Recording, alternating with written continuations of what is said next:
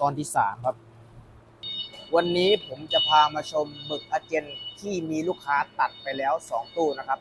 แบรนด์ใหม่เวียร่าไซส์ S 200-300เนี่ยตัวนี้เลย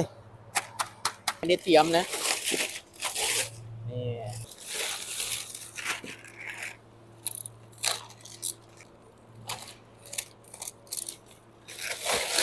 ก้อนที่3ครับ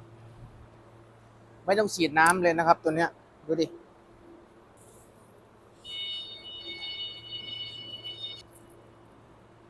ช้ำๆเลยครับเงาวับเลยดูข้างหลังครับบางคนว่าโปะหน้ามาหรือเปล่าอะไรประมาณเนี้ยดูข้างๆก่อนก็ได้ใหม่สวยทุกล็อตเลยนะครับเหมือนเดิมครับถ้าสนใจสินค้าก็ติดต่อสอบถามทีมงานคุณลุงได้เลยครับ Let's go